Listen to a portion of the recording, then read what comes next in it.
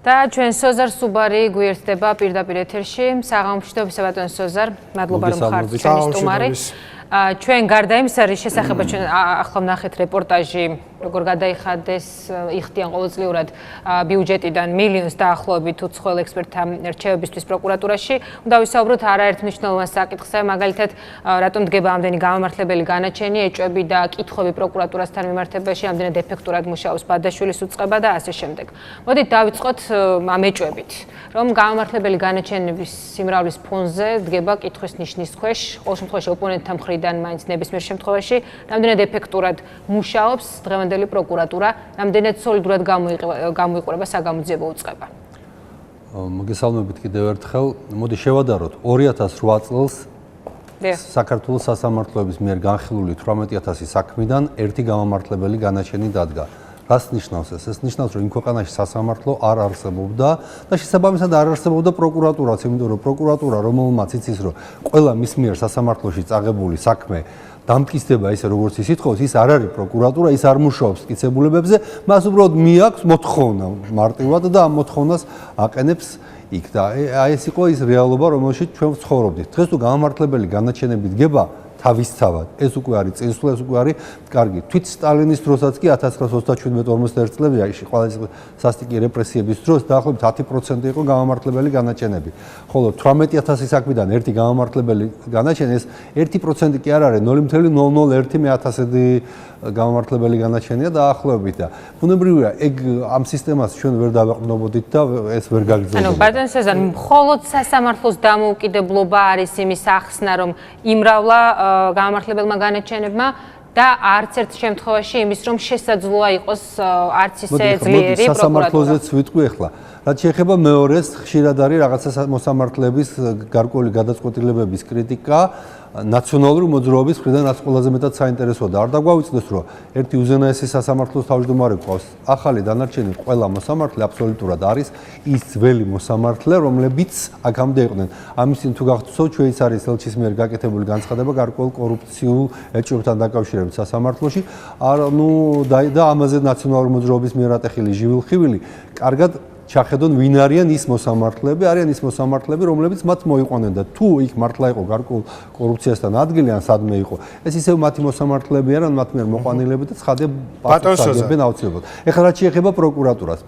პროკურატურა და ზოგჯერ შესაძლებელია, რომ ასეთმა მოსამართლებმა ან მათმა ნაწილმა, ზოგიერთმა მათგანმა პოლიტიკური გადაწყვეტილებაც მიიღოს და როცა არსებობს აბსოლუტურად მყარი მტკიცებულებები, ეს მტკიცებულებები არ გაითვალისწინოს. ესეც არ გამორიცხოთ.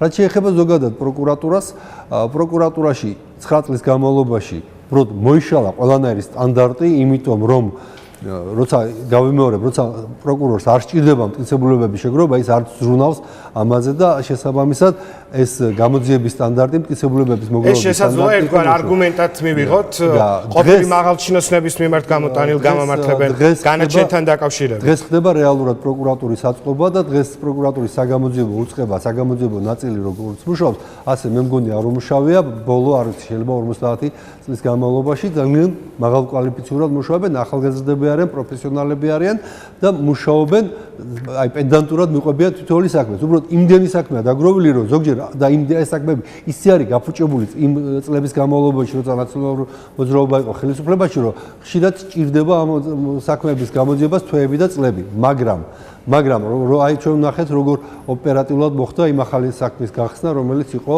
ვაზაგაშვილის მკვლელობა. თუმცა აქაც არსებობდა სერიოზული საფუძველი, გვეფიქრა, რომ შეიძლება ესეთი საქმეები ვერც გაიხსნეს ხოლმე და ეს არის ნებისმიერ ქვეყანაში ასე ხდება. თუმცა ძალიან ბევრი საქმეა, რაზეც საზოგადოების მხრიდან არის ცოტა სკეპტიკური დამოკიდებულება, იგივე ყოფილი მაღალჩინოსნები, რომელთა მიმართ წაყენებული ბრალის უმეტესობა აღმოჩნდა გამამართლებელი. ამ მიმართულებით ისმის ხოლმე პრეტენზიები. ასევე ცირკულარის ძებნილი მე მაინც და მაინც ვერ ვიხსენებ ძალიან ბევრ კი ბატონო, ეს თქვენი პოზიცია. იგივე ადეიშვილი, რომელიც ამოიღეს წითელი ცირკულარი. ბაჩუახალაიასთან დაკავშირებით ნიშნავს თუ არა ეს სისუსტეს პროკურატურას. ბაჩუახალაიასთან დაკავშირებით, როდესაც სასამართლო მიუსაჯა ყველაზე მძიმე საქმეში, ადამიანების წამებაში, ამბოხის ხელოვნურად გამოწვევაში პრაქტიკულად და იმის ჩახშობაში მიუსაჯა ისა განაჩენი დადგა და შემდეგ სააკაშვილმა შეიწყალა, მე მგონი ამას პროკურატურას ვერ დავაბრალებთ, ხო და იგივე შეგვიძლია ვთქვათ უამრავ საქმეზე, რომელიც დღეს მიმდინარეობს.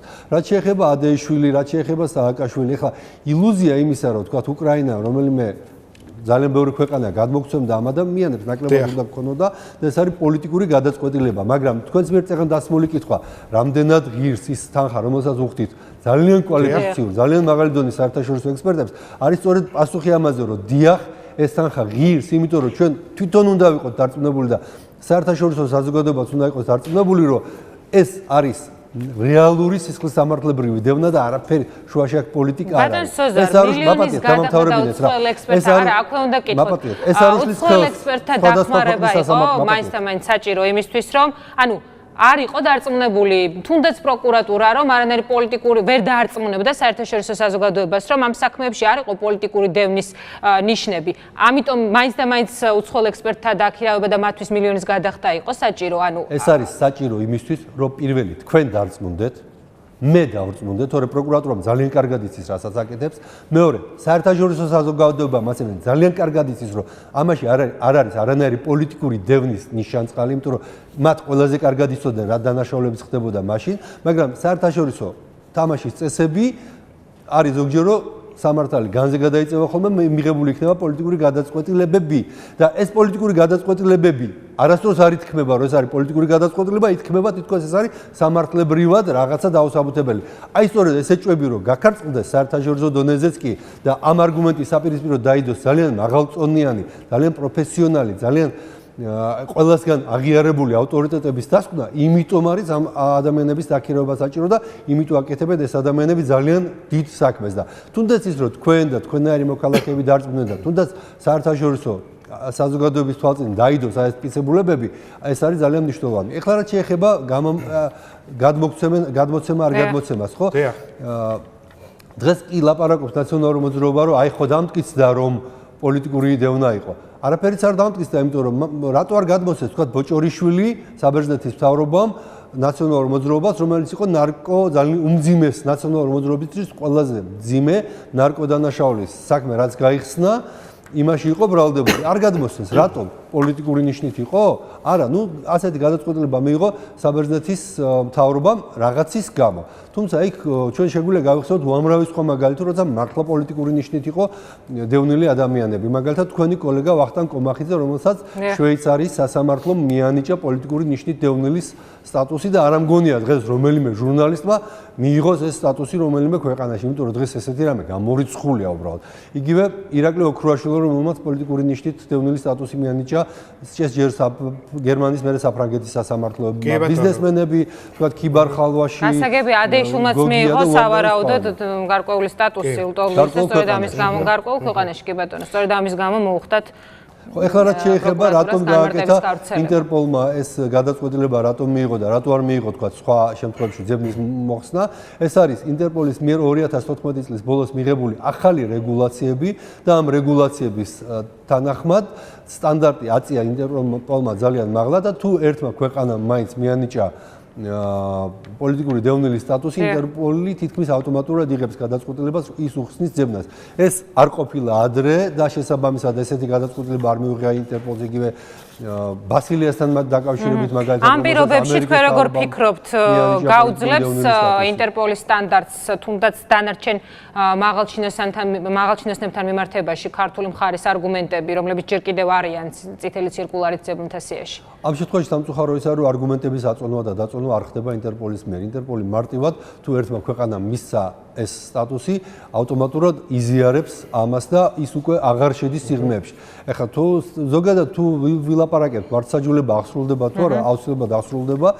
თუმცა ზოგჯერ ამას თქვათ იგივე მსოფლიო გამოცდილება გვაჩვენებს, რომ ძალიან ბევრი წელი დასჭიროებია ამის მაგალითად შეიძლება თუნდაც სააკაშვილის და მისი ხელისუფლების მიერ საყვარელი პინოჩეტი გავიხსენოს, რომელსაც მართალია მრავალი წლის მერე, მაგრამ მაინც მოუწია პასუხისმგებლობა სასამართლოს წინაშე. კიდევ ერთი საკითხი, რომელზეც თქვენი პოზიცია იქნება საინტერესო, დღის ერთ-ერთი მთავარი თემა და კვირი შეიძლება ვთქვათ, ეს არის პანკისი, საიდანაც ახალგაზრდების გადინება ხდება სირიის მიმართულებით. რა პროცესთან გვაქვს საქმე? შესაძლოა ამის უკან სპეცსამსახურები, რაზეც ხელისუფლების ოპონენტები საუბრობენ, იდგნენ, თუ სუფთა სოციალურ პრობლემასთან გვაქვს საფრთხე სამსახურის ძიებაში ეს ადამიანები მიდიან ცხელმიწაზე. როგორ აღვიქვათ საკითხი? მეორე ნაწილიდან დავიწყებ. კი, სოციალური პრობლემა ზოგადად არის საქართველოში და პანკისის ხეობაც არ არის ბუნებრივია გამონაკლისი, მაგრამ პროცენტულად რო ავიღოთ საქართველოს მოსახლეობა და ვთქვათ ჰოლანდიის მოსახლეობა, ჰოლანდიიდან გაცილებით მეტი პროცენტულად, გაცილებით მეტი ადამიანია წასული იგივე ISIS-ში საბრძოლოდ ქვეყნიდან, რომელსაც არ აქვს არანაირი სოციალური პრობლემები, ერთ-ერთი ყველაზე წარმატებული და აყვავებული ქვეყანაა. მით უმეტეს ჩვენს ქვეყანაში იგივე მუსულმანური მოსახლეობა არის გაცილებით მეტი პროცენტულად, ვიდრე ევროპის თითქმის ნებისმიერ ქვეყანაში. ეს არ არის ცივილიზაციათა ჯახიც, ეს არის უბრალოდ ანტიცივილიზაციის შეჯახება ცივილიზებულ სამყაროსთან და ანტიცივილიზაციის აფეთქება რაღაც გარკვეულ რეგიონში, რომელსაც იკრებს ძალებს მთელ მსოფლიოდან და მათ შორის საქართველოს არ არის გამონაკლისი. შეიძლებოდა თუ არა საქართველოსდან ეს ნაკადი ყოფილიყო ნაკლები, რა თქმა უნდა შეიძლებოდა მრავალი წლის განმავლობაში და ეს მრავალი წელი ძირითადად მაინც ამ 9 წელზე მაქვს ლაპარაკი, რო არ მოეხდინა ნაციონალურ მოძრაობას ყოფილ ხელისუფლებას წახალისება ისლამის რადიკალური ფრთის. აი პირდაპირ ხდებოდა წახალისება, მხარდაჭერა, არ ვიცი რა მიზნით, მაგრამ რაღაცნაირად ეთყობა ჩათვალეს, რომ იმ ქაოსის შემდეგ, რაც შევარდნაძის პერიოდში იყო ამ ხეობაში, პანკისის ხეობაში, რაღაცა მასტაბილიზებელი ძალა სჭირდებოდა. ეხლა რაც შეეხება სპეცსამსახურებს, რომელ სპეცსამსახურებზეა ლაპარაკი, თუ ლაპარაკი არის უცხო ქვეყნის სპეცსამსახურებზე, რომლებიც შეიძლება აქ მოქმედებდნენ, ნუ ცხადია, ამას ვერ გამოურიცხავთ, რომ ამის გავლენები. ეხლა მაგალითად ასეთი ბრალდება, ყოველ შემთხვევაში ვარაუდი გამოთქვა ნაციონალური მოძრაობის წარმომადგენელმა ჩვენს ეთერში ცოტა ხნის წინ, რომ შესაძლოა არსებობდეს გარკვეული დაინტერესება თუნდაც ქართული სპეცსამსახურების მხრიდან და ისინი თანამშრომლობდნენ რუსულ სპეცსამსახურებთან. ეს ცხადია მისი ვარაუდია, თუმცა არსებობს ვერსია, რომ შესაძლოა იყოს ადამიანთა ჯგუფი, რომელიც არის დაინტერესებული ამ პროცესით და ამ ყველაფერს ხელს უწყობს და ლობირებს.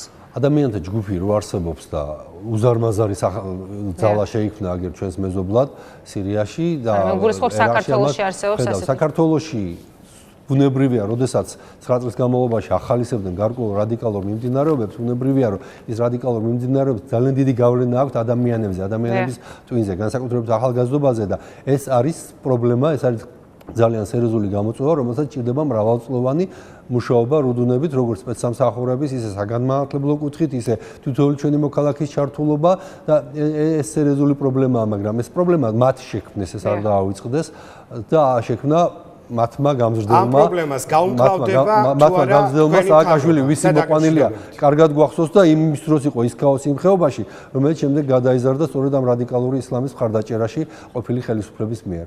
ბატონ სოზარ გაუმკლავდება თუ არა გამოწვევა ჩვენ გავუმკლავდებით მთელ მსოფლიოსთან ერთად. ძალიან სამწუხაროა, რომ მთელმა მსოფლიომ იგივე ამ სირიაში რაც ხდება, ერაყში რაც ხდება, ამის მიმართ ძალიან გვიან გააკეთა რეაგირება, ისევე როგორც თავის დროზე რუანდაში მოხდა დიდი ხნის განმავლობაში თვალის დახვეწა, მაგრამ დღეს მე მგონი ყველანი მთელი მსოფლიო ცივილიზებული სამყარო მზად არის, რომ დაუპირისპირდეთ ერთად ამ გამოწვევას, რაც არის ანტიცივილიზაცია. ურმეს მადლობა, რომ მიიღეთ გადაცემაში მონაწილეობა. ლტოლთა და განსახლების მინისტრი სოზარ სუბარი იყო ცხრიანი სტუმარი.